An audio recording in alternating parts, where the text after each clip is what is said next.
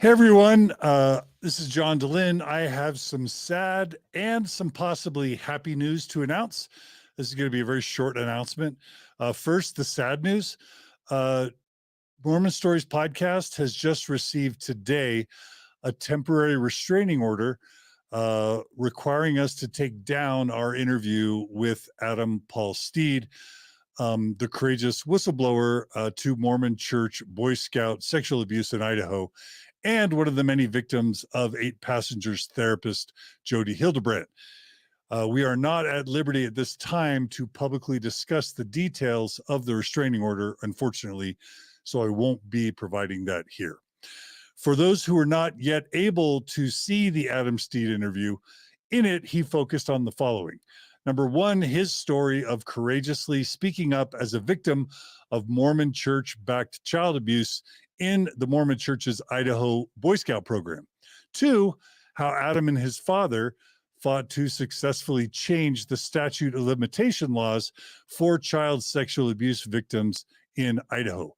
3, how Adam and his young family, while at BYU, were referred to therapist Jodi Hildebrandt by their Mormon bishop. And of course, Jodi Hildebrandt is the therapist for the 8 passengers who's now in jail, along with Ruby Frankie, for, I think, 6 accounts of child abuse. Anyway, Adam and his young family were referred to Jodi Hildebrandt by their Mormon bishop while Adam was at BYU. 4, how by Adam's report, Jodi Hildebrandt destroyed both his personal reputation and his family through various unethical therapeutic practices, including violating his confidentiality by reporting false and or confidential information to the BYU Honor Code office, leading to his suspension from BYU. 5, how Adam fought back against Jodi Hildebrandt by successfully getting Jodi Hildebrandt's license suspended. And finally, 6, Adam's firm belief that the Mormon Church intentionally weaponized Jodi Hildebrandt and her tactics to destroy both Adam's life and his family, in part as a retaliation for Adam's advocacy against Mormon Church Boy Scout abuse in Idaho as a whistleblower. So, because of the importance of Adam Paul Steed's story, we at Mormon Stories Podcast are heartbroken to have to take his story down, at least temporarily for now, especially after hearing from thousands of Mormons, post-Mormons, and never Mormons, many of you who found Adam's story to be validating and or healing. So here's the good news. This week, we are actively working, we at Mormon Stories Podcast, me, John DeLynn, we are actively working with a few major media outlets to, number one, give voice to the victims of Jodi Hildebrandt, but also of the other Mormon Church recommended, quote, sex addiction therapists like the Sons of Helaman, like Fight the New Drug, like Lifestar, etc., as well as victims of the Mormon Church's, quote, addiction and recovery program, where Mormons, and specifically Mormon men, but sometimes Mormon women, and often Mormon teenagers, were targeted for healthy normative behavior as it was pathologized as, quote, sexual addiction.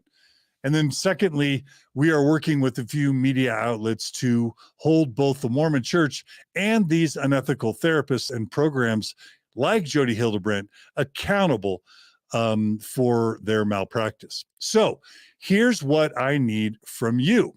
If you or someone you know or love has been harmed by either Jodi Hildebrandt, 2, any, quote, sex addiction therapist recommended by your Mormon bishop or the Mormon Church, including Sons of Helaman, Lifestar, other programs like it, or if you or anyone you know or love have been harmed by the Mormon Church's addiction and recovery program, again, wherein healthy normative behaviors were pathologized as, quote, sex addiction, please email your story today to mormonstories@gmail.com.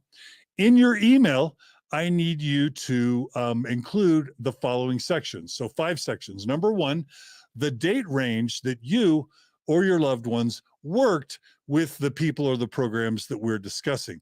We're particularly interested in patients that were recommended to Jodi Hildebrandt and others like her after 2012, which is after the time that Jodi Hildebrandt was suspended.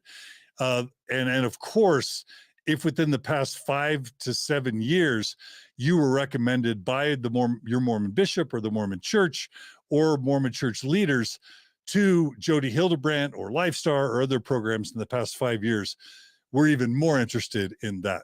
Secondly, we need you to list the names of the therapists you work with, like Jodi Hildebrandt or other therapists. 3, please include in your email any details you can provide about who recommended you. That's crucial. So number 1, the date range of when you worked with these people. 2, the names of who you were recommended to work with. 3, any detail you can provide about who recommended you, especially if it was a Mormon church bishop or leader. 4, a description of the unethical therapy practices that were used against you and how they harmed you or your marriage or your family. And then finally, 5, a confirmation in email as to whether or not you are willing to speak with a journalist, possibly a nationally reputable journalist, either on the record or off the record, to tell them about your story. And again, please email this email with these 5 sections to mormonstories@gmail.com. Finally, I want to end with this. We at Mormon Stories Podcast promise that we will do everything we can, number 1, to restore Adam Paul Steed's very important Mormon story to the Mormon Stories platform. We do not want to be intimidated or silenced.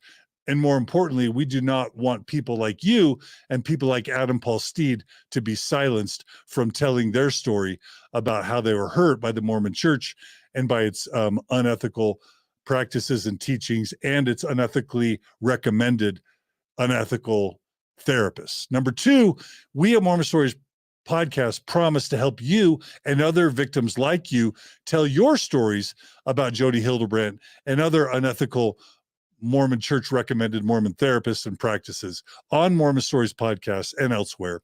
And then number 3, we at Mormon Stories Podcast promise to help both the Mormon, to do our part to help both the Mormon church and its unethical therapists and programs be held accountable for the harm that they have caused so many of you and your families, and frankly, to help them change so that they no longer do this sort of harm to future individuals and marriages and couples and families.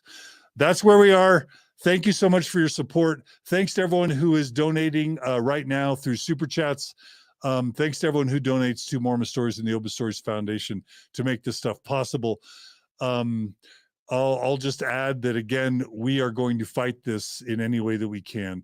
And with your help, I am sure that we're going to be successful. Thanks so much, everybody. Love you. We'll keep you informed in the days, weeks, and months ahead as to how this story unfolds. Please pass this story on. Please like this. Please subscribe to Mormon Stories Podcast YouTube channel.